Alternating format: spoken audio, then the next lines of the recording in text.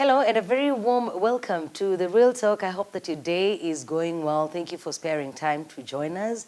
The government of Rwanda has invested a lot in its tourism industry, and today it's one of the most preferred MICE destinations. Now, a lot has gone into that. If the government is doing that, what are the other stakeholders doing? But also, what are the opportunities for you and I in the tourism sector?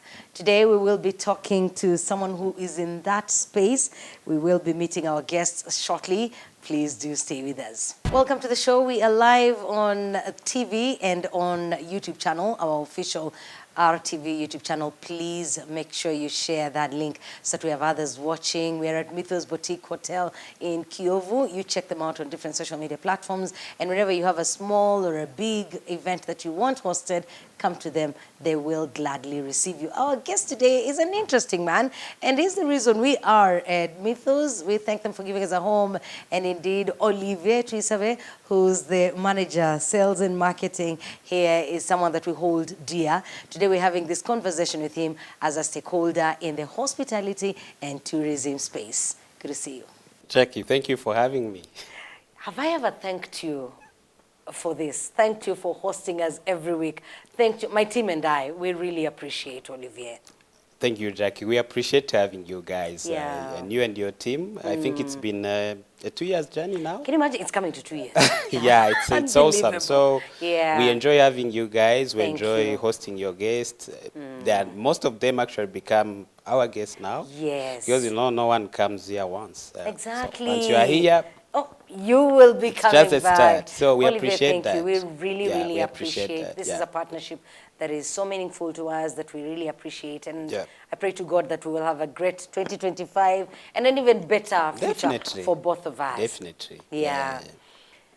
You work as head of sales and marketing, manager sales and marketing. What does that entail? Like, how is your typical day? Just give me that before we go back to where it all started. Well, my job in summary is to get people here. Yeah, to make sure that they Where do you find these people? Do you pull them from their houses? It's a very interesting. Someone asked me that question once. Yeah, so it's a simple phrase, but it entails different process and different strategies, and also collaboration with different departments in the hotel. Because getting people here is another story, but also retaining them.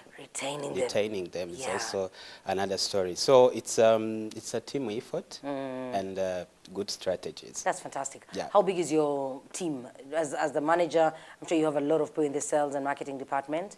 Yes, so we are a team of 3 people. Okay. Yeah, we are a team of 3 people that includes the reservation as well. Okay. Yeah, so we are a boutique hotel. You're a boutique hotel. That explains it.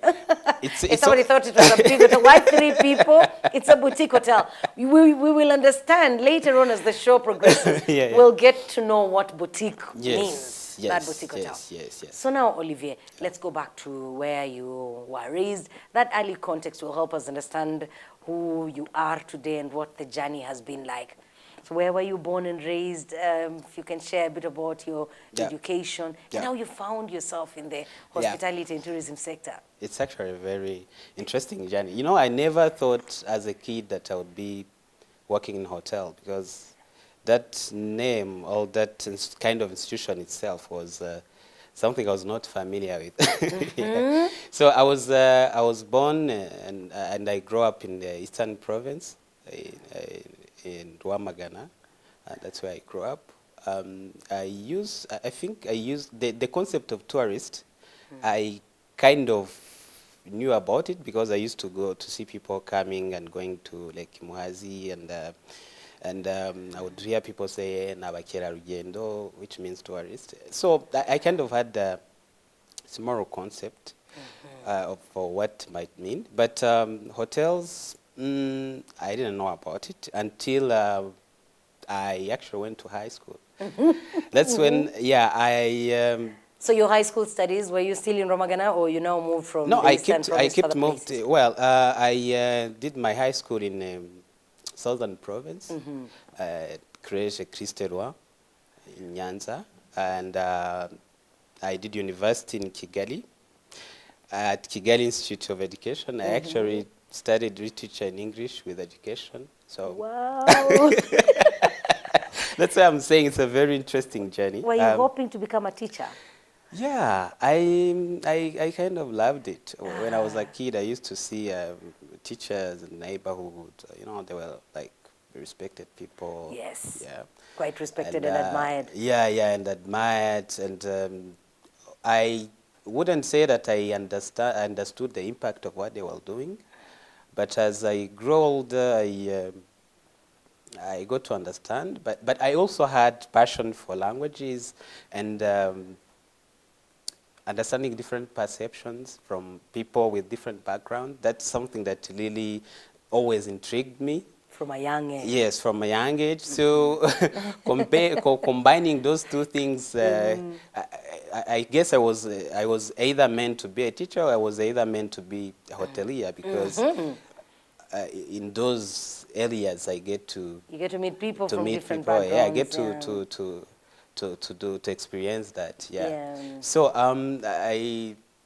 I got some hospitality management training, but that was after I started, because I started to work in hospitality when I was still a student. And that's how it started, you know, when you are a university student and you are looking for some side money. Yeah, some pocket money. Yeah. So there was a new hotel opening. A cousin of mine told me, those guys are hiring, you should go and check them out. So I went. I think the owners were British Indian. And I spoke an English that they thought was good. Yeah. At that time. Yes. At that, there was. You were studying literature. Yes, Your English was good. I was. Yeah. So they were like, okay, Olivier, I think we can have you on the team. So that's how my journey started, actually. So what was your first job in the My first hotel? job was a night auditor. So a night auditor is like a night receptionist. What does a night auditor do?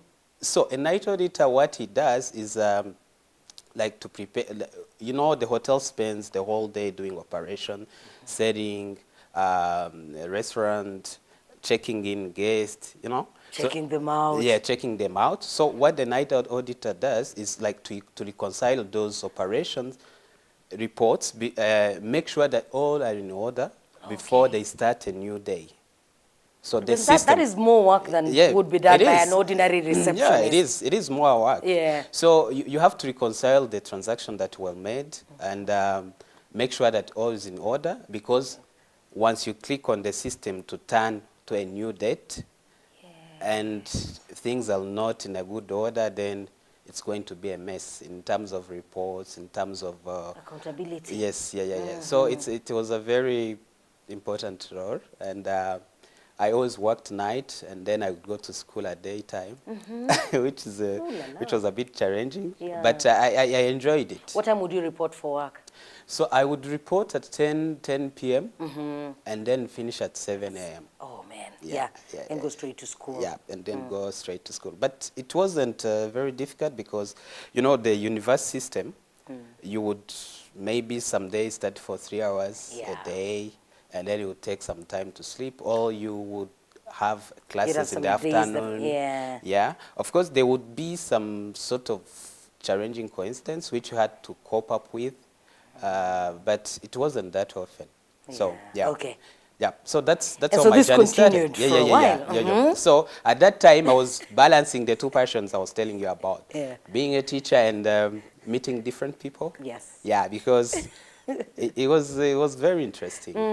Yeah, so when I graduated, I think my boss knew that I graduated, and then he was like, Olivier, I am promoting you. So I got promoted. Oh my God. Maybe he was worried that you're going to leave him. Yeah. So I got promoted to the front office manager. And I was like, okay, let me see where this takes me. And from that, I became a room division manager, and then I became sales and marketing associate. And with that, I got even more opportunity to directly interact with potential customers, to seek leads, to create partnership with the hotel, and yeah, that's. How long did you spend at that hotel? I spent 4 years. Oh, wow. Yeah, 4 years. So within that time, did it ever occur to you that it would be important for you to now get maybe a certificate in hospitality or something? Did you study something related? It did. Okay. It did. In the 4 Actually, years. well, actually, when it came to mind, I don't know. I would say it was luck, or it was something that it was just meant to be. So I was thinking about it, thinking what should be the right course or the right certificate I should go for to get like formal education in hospitality management. Yeah.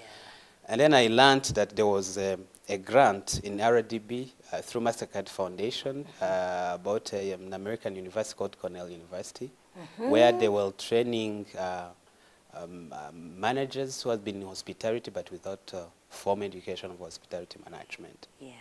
Yeah. Wow. So you got to know about it. I got to know about What it. I an applied opportunity. and worked. So Yeah.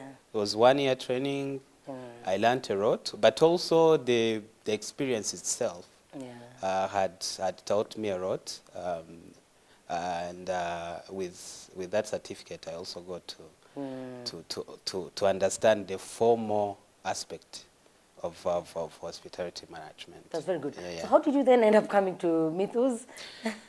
And Yeah. at what level did you start? Well, Mythos, I started on the same level, so I've been Oh, you've been manager sales and marketing sales and since marketing you came in. since I got here. Yeah, yeah. And also because by the time you came here, you had formal training. Yes. Yeah.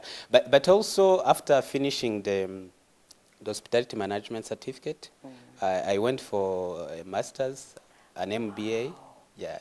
So with In an the same, eh? Yes. So with an MBA, you get to not only like run how to run a hotel, you get to know how to, like an entrepreneurship journey, like starting from capital raising, starting from the idea conceptualization. How do you raise the capital? How do you recruit talent? How do you manage their operations? All those aspects. So How it do you was attract and retain clients? How do you attract and retain clients? Yeah. So it was a full package. That was good sent. Yeah. And this was free, eh? The training, it was a grant. It was a grant. It was a grant from RDB. Wow. Yeah. It was a grant from RDB. How's the journey been so far? And I said we will learn the difference between boutique and hotel. So explain to us what that means when we see Mythos Boutique Hotel. Yes. What does that mean? And is it related to the number of rooms you have? Yes. Yeah, I would love you to respond to that. But I also have this question that has been burning for a while. Yep. I've wanted to know, as Rwanda markets itself as a tourist destination, Yes. it continues to attract international hotel Yes. brands. And then here you are as Mythos, you're a local brand. Yeah. If you can explain to us what this means to your business, how do you compare? Thank you. That's a very good question, actually, because It's all over the place. Answer it from anywhere, Olivier. I know. Yeah. Yeah. Well, it's I would say it's a very interesting challenge. It's a challenge itself because I would say that 98% of the people that we host in the rooms, they're all foreigners. Yeah. And most of them, they find us without like direct contact, establishing direct contact with them. So they find us online, they go on our social media, they go on our online platforms, they check us out, and then they book with us. So that's something that doesn't just happen. We have, you can imagine you, Jackie, maybe from, let's say, California. Your boss wakes up and tells you, Jackie, you're going to Kigali, you're attending a meeting. Yeah. You've never been in East Africa. And you know, a certain brand, I'm not going to mention names, but there are brands But we that know are here. them. We know that are here in the United States. You see them every day, Exactly. walking, jogging. Maybe you even participate in the meeting there. So Yeah. you're already familiar with the brand. So you choosing a different brand that you're not familiar with in a country I've never visited, it's actually normally sounds very unlikely to happen, but Yeah. it happens. So to achieve that, it's first of all, I would say that in the current world, the information is available on the On the fingertips. fingertips. So We're you just carrying get these your gadgets. phone, you Google hotels in Rwanda, and then something comes up. And what I've come to understand so far is that people are looking for good experience. Yeah. So online reviews is something that we It means came you've got to work extra hard. yes. Because I asked how do you compare, but how do you compete as well? For you to feature when they do a Google search, it means there are a lot of things that you've got to get There right. is, yes. Yeah. What do you, I wonder what goes into that sort of thing when you're recruiting, the kind of packages that you Yes, come up yes, with yes. for a boutique hotel, because a boutique hotel is a smaller Yes. hotel. It's a concept itself. Yes. Yes, yeah. So that, and then you're the boutique hotel, then there's the big hotel. So, So- how do you position yourselves, Olivier? Okay, so it involves different strategies and the process of implementation, but we put a lot of work in digital marketing. Okay. Yeah, digital marketing, because nowadays everything is on the internet. So we put a lot of work. So we make sure that we are visible on all possible platforms that people use to find hotels. Okay. But we also have to make sure that we are visible in good way. So people are talking nice about us. If you go online for all hospitality institutions, there are ratings. There's what they call ratings. Yes. Yeah. So when you host a customer, he will write a feedback. He will talk about his experience. Those things are important, eh? Very crucial, actually. Oh. Very crucial. Interesting. Yeah, very crucial. Yes, because I'll see some 5 stars. I'll say, in most cases, I skip them. No, please. I never even give feedback. Like, I'll come to Mythos, I've been treated well, but who cares? No, it's actually very I had important. no idea that it was that important. That's how you get to, people run from other people's stories. Yes. So if Okay. you come here and they say, oh, I came to Mythos, the room was spacious, the staff are nice, the airport pickup service was quick, if 2 people say the same thing, then you're not going to doubt that. True. Yeah. But And yet if people say the opposite, yes, Oh. that's going to bite you. I'll It's stay going away to from bite you you. in the back. yes, it will. So it's getting good feedback itself. That's a result of internal effort. Yeah. Because people don't just talk nice about you. They talk about what you gave. So achieving that is a constant strive to upgrading our services, constant training of staffs, which is very key important. Our HR department makes sure that every department receives relevant training on how the service can be sustained and can be consistent in terms of deliverance. And that itself gives us a competitive advantage of receiving good reviews. feedback, Feedback, good yeah. reviews online. You know, there are times I go to different businesses, not just hotels, Yeah. and then the person serving you, Yeah. the facial expression, first they're serving you, it's like they've been forced to be there. The other day I was at a fuel station and this lady wore a very bad look. Yeah. I asked her, do you have a What problem? happened? What happened? What is wrong? We had a conversation. Yeah. And so a lot of employers don't pay attention to that. That's Because very whatever important. you do, yes, whatever you invest in your employees, is what they will give to your clients. Exactly. So as you say, you treat them well, you make sure they are trained. Yes. So you don't assume that because they've come from a good school, they are perfect, let them be there. Because that's not enough. You know, delivering good service, it's a constant thing. Like, you have to be consistent in terms of evaluating your staff, listening to customers' feedback, most important. Because if one gets complained about something and another one complains about something, the same thing, then you have to look into that seriously. Yes. Well, it might happen where you get a complaint because of subjectivity of the situation, maybe due to the customer's mood, maybe due to, you know, so you assess all those. Day at work. Yeah. You assess all those and find some objectivity in those complaints and then address them. And something you keep doing. It's something you keep doing and until you reach like the best level. So those efforts are revealed on what people talks about you. Yes. Whether online or through recommendations.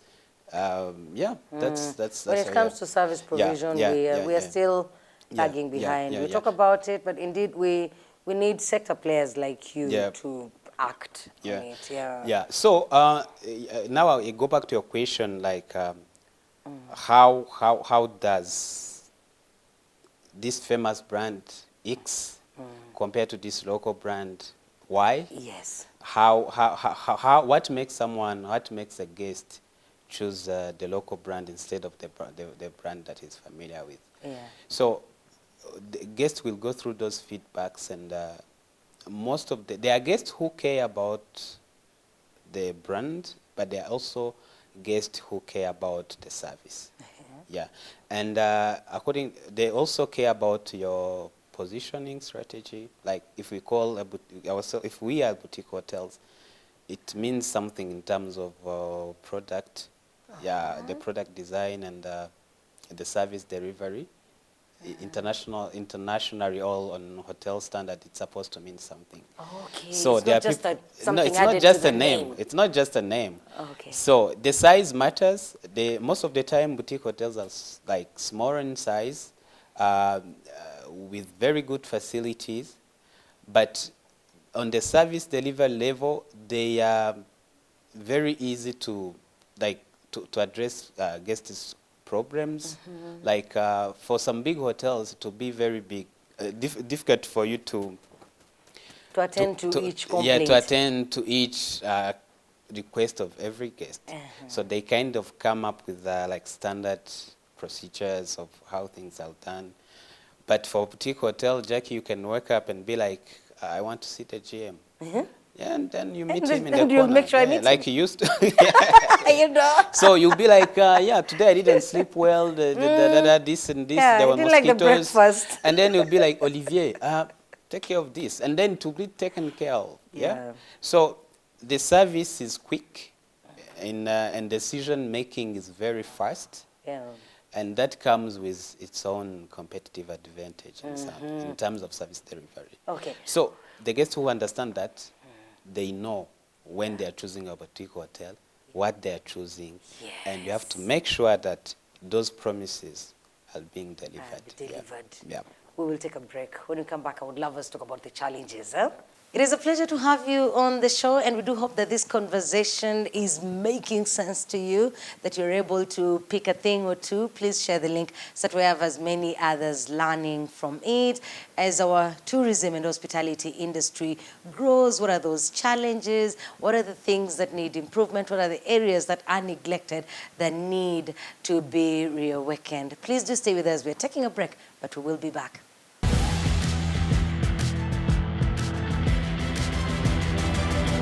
Olivier, what are some of the challenges? And I'm sure the challenges also keep changing with the times. What sort of challenges are you dealing with today? Well, yes, you're right. The challenge keeps evolving.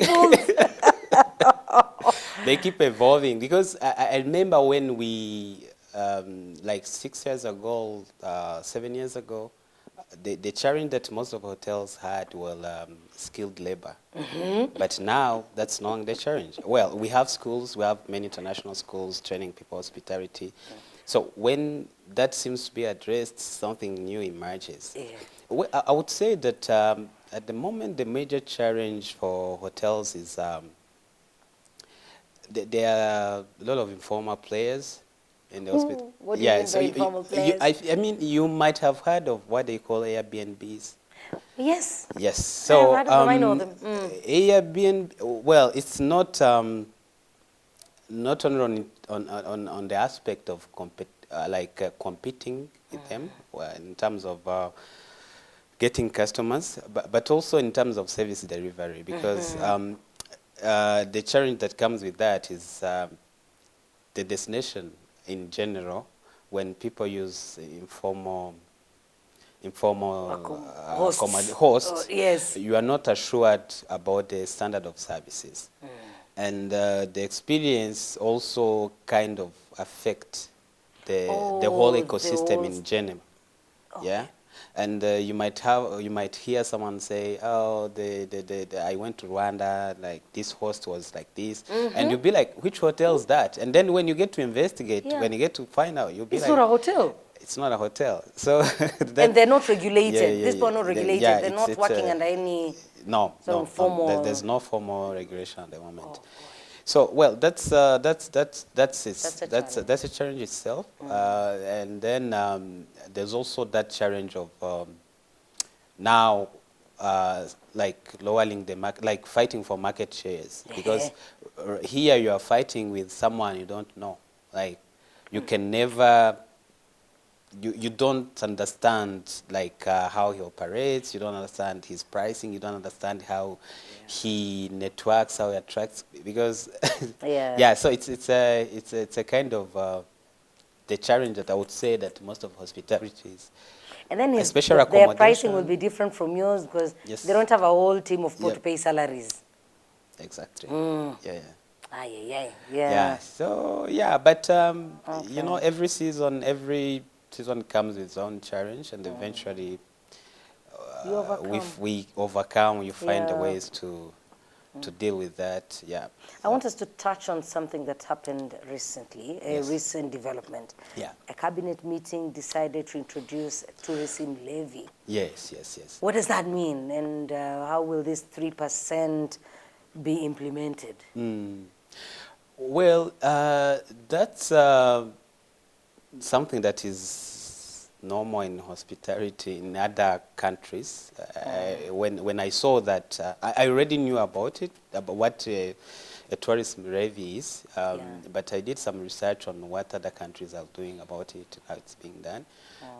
I think it's something doable. How does it work? For someone who doesn't know? It's normally implemented by accommodation facilities, hotels, hostels, guest house. Different hotels, depending on their standard, might choose to implement it different wise. Yeah, like let's say high-end hotels that charges like $10,000 a night. If they put something like 3%, might look like something very significant increment, which maybe can affect their competitiveness. So they might choose to absorb it. But mid-market hotels might say we charge a fair rate, so we are not going to absorb this. We are going to add it as extra. So they might decide to, the same way you show a VAT on the invoice.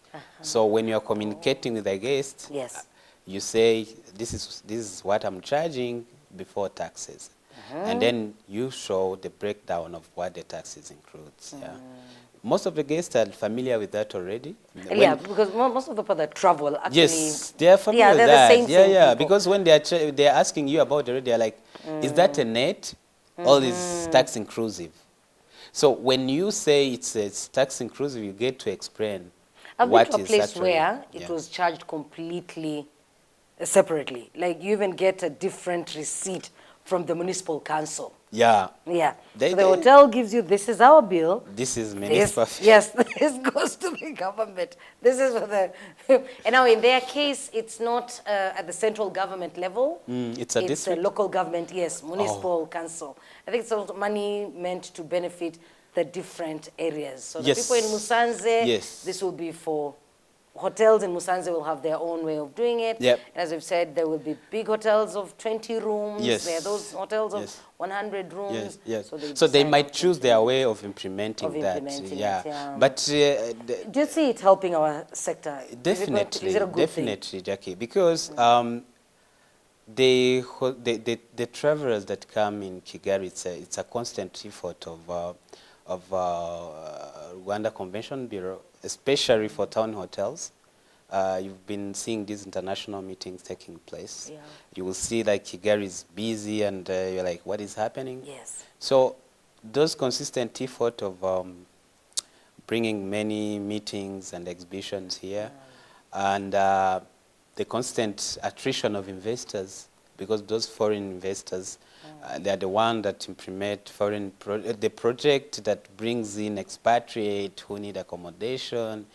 So it's those efforts, if they are incentivized with this fee, I think it's going to create even more rich ecosystem that attracts different people from different part of the world. And like, for instance, down there they are building a botanic garden, a park, yeah, which is going to be very huge. Yeah, that's where are they building it? here in the Gikondo Valley. Down here, yes, down here. I've seen the fuel station has been demolished. Exactly. Oh, that's the area. Yeah. Okay. So those kind of activities that attract tourists can also, they highly benefit all the players in hospitality industry, right. be it tour companies, be it hotels, be it airlines. Exactly. Because Conservation efforts. the conservation efforts, the conservation efforts. So everyone get to get the part of the bread, and I think this is a good thing that will benefit us. Yeah. Okay. Yeah. There was a time when I remember sending you a message asking you to explain this to me. Someone shared a bill on social media. Yes, and they had, first it was a lot of money. They complained about the service fee. In fact, they didn't even complain about the bill entirely, but the service fee is what a lot of people saw. Yes. And we all went back. Now I also went back to some of my receipts from Mythos. What is that service fee? Why should it be my responsibility? Why is that burden being carried by me? I've already been charged VAT, and then possibly I have given somebody 5,000 as a tip. My way of appreciating their good service. Explain this to me and the person that is watching who does not understand why they should bear the burden of that service fee. Well, to start, you said something about tip, yeah? The service is service fee, service charge is put in place by hospitality institution. Most of the time you'll find it in the restaurant. It's a way of like making sure that compensation is evenly distributed. When you tip a waiter in the restaurant, the service that is delivered is a result of many combined effort. So the front office staff, receptionists and waiters, they get to benefit from the effort of other staff, of the chef, of the chef, of the housekeeper who clean the room. But they do not, those ones at the back, they do not benefit from that. Yeah. So to make sure that that void, all that gap is bridged, then institutions, all hotels might choose to say, let's put some flat fee. Some people might say a flat fee, or some others will say some sort of percentage to make sure that that appreciation that would have gone to someone at the front, everyone gets to have a bit of that. Yeah, so that's the logic behind it. logic behind So it. at the end of the month, Yes. every one of us that has been hosted Yes. at Mythos and you've Yep. been charged that service fee, this will be distributed equally To among all yes, the staff. that's how it's done. And Is this a better way to do it than putting? I see some restaurants have something, a small piggy bank or whatever container at the counter, and it's labeled tips, so you can put the tips there. Yeah. Which is this more efficient? Is attaching it to the bill more efficient than having a jar openly indicated tips at the counter? And there I know whatever I put in there will be shared. well, the accordingly. implementation process is something that like every property management might sit and decide this is a more convenient way to do it. And like I said, the service improvement is a constant observation of how things goes. So if they see that that strategy or that way of doing things is not efficient, like guests are not happy with it, then they might decide to find another way of doing it. Yeah, but so far we have never had any.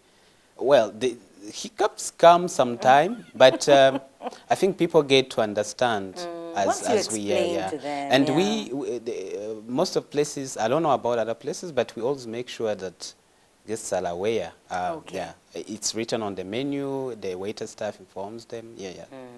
That's good. Yeah. All right.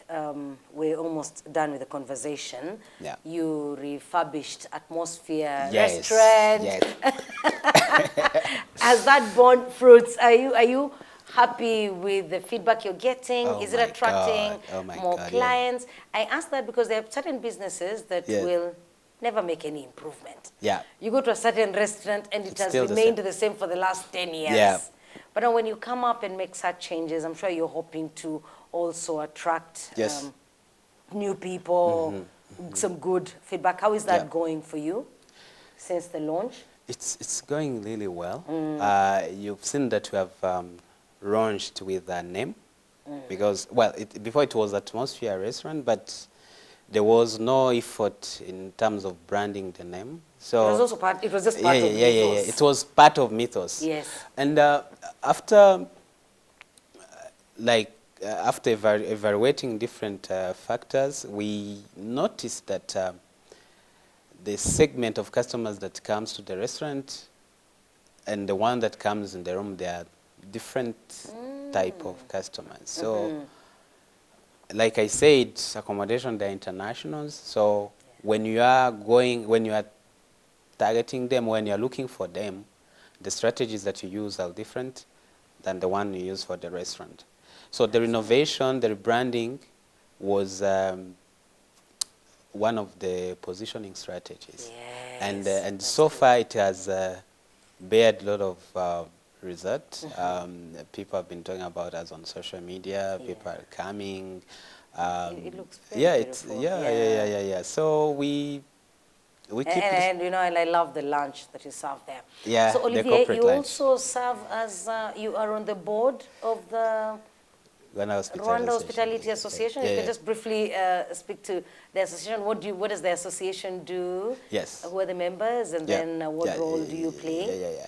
So Rwanda Hospitality Association is a part. It's a segment of Rwanda Private Sector Federation. I think in service cluster. So it's a platform for hospitality establishment owners to gather their ideas of how the ecosystem can be improved to advance. So we gather once a year to as a board to discuss about the challenges that hoteliers or restaurant owners are experiencing and how it can be sorted. So we are more about advocacy. So we listen to the members, we collect their ideas, of how things can be improved, of what can be done to address this challenge, and then we make sure that it's communicated to the concerned government administration So it's more about advocacy. It's a platform good. for That brings all of advocacy. you together. That brings us all together. So I'm the chairperson in Nyarugen district, which is called Zone B. So yeah. So that's what I do. I listen to the challenge. I listen to even appreciation. Wow. Yeah. So if there's something that is going really well, we correct that feedback and we take it to the administration that we spoke to, and we're like, thank you for what you did. This worked, but also this should be. This other one should be left alone because it didn't work. Yeah. So yeah, that's. Any big plans for this year? Of course, Rwanda Development Board, RCB will continue to bring in the visitors. Are you going to change anything in your way of operation so that we have a big year? Well, yeah, we collected some feedback last year of what we can be doing this year. So our effort, this is going to be in marketing, but targeting different market like South America market and Asian market, because our current market is major European and American. So we are looking into ways of getting people from those places as well. So that's we want to focus. That's what we want to focus on this year. Okay, that's good. Yeah. There's this young man, Ngabo, the one of Bigogwe. Oh yeah, yes, What he has shown us is that any Rwandan can join the hospitality industry. Exactly. Because you know, this man, he is now part of you. So I want you to speak to a young person that is watching us, and they have aspirations of joining the hospitality and industry space. What business advice would you give them? Well, be good at what you do. So if you want to be, if you like coffee and you want to be a barista, make sure that you're a very good barista, because the industry is very ready to welcome talents and to compensate talent according to the value that they bring to the business. So that's the advice I would give. And there's enough room for all of us. Yeah, there's enough room. Hotels are constantly being built here. There's always a hotel popping up. There is an apartment popping up. So yeah, be good. Be good at what you do. Be good at what you do. Be trustworthy, because that's very important. Be honest, because in the service industry, if you're not an honest person, you cannot keep up. Maybe you will survive for 1 year, but after 2 years, everyone will be... People shun you. Yeah. So be honest, be good at what you do, and things will work out. Thank you. Thank you for that, Olivier. And now, let's find out Olivier's 6 Qs.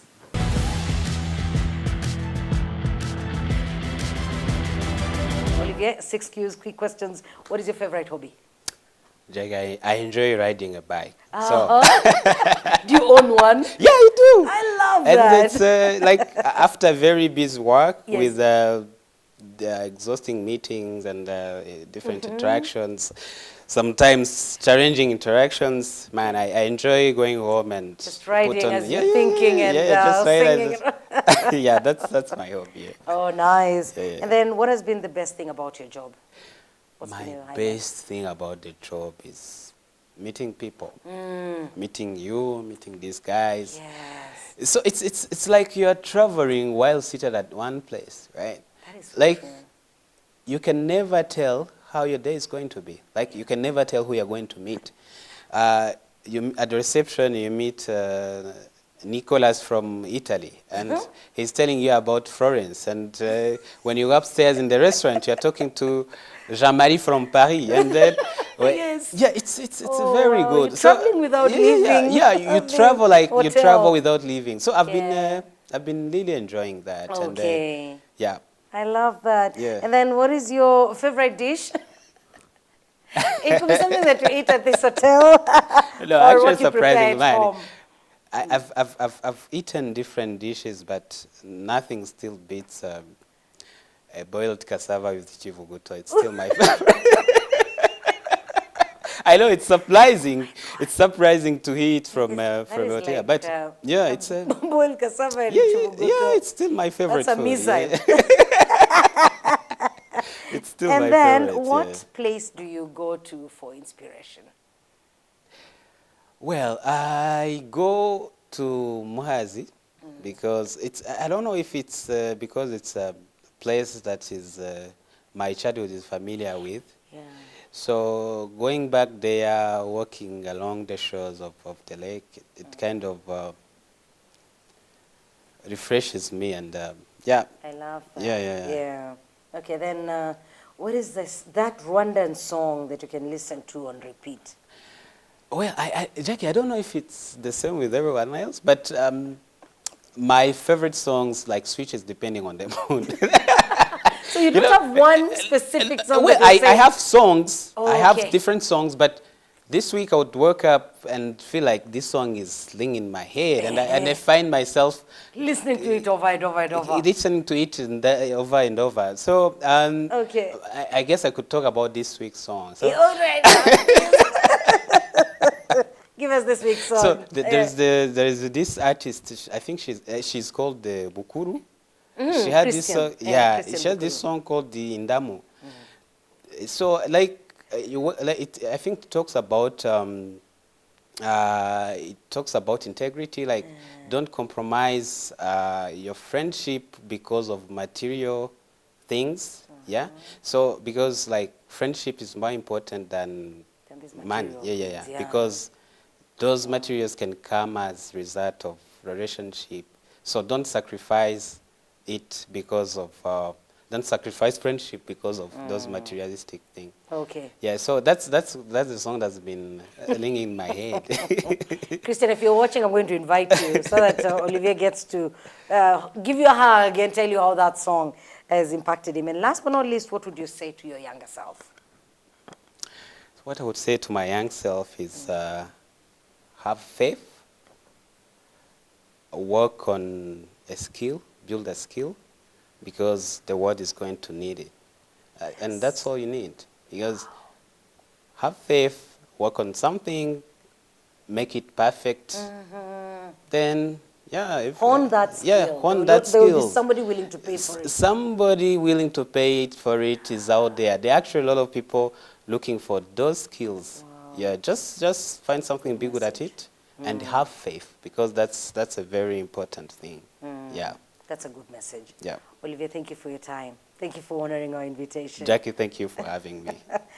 It has been a real pleasure having this conversation with Olivier Tuyisabe, who's the Manager Sales and Marketing here at Mythos Boutique Hotel. He is online, but you can also contact him through the official Mythos channels in case you have a question for him that has emerged from this conversation that we have had. As you can see, that space is big and there's room for all of us. If you're passionate about something, you go in and make a difference. As the government is making an effort, they need us to boost those efforts. My name is Jackie. It's always a pleasure to have you with us, and we look forward to seeing you next week. God bless you.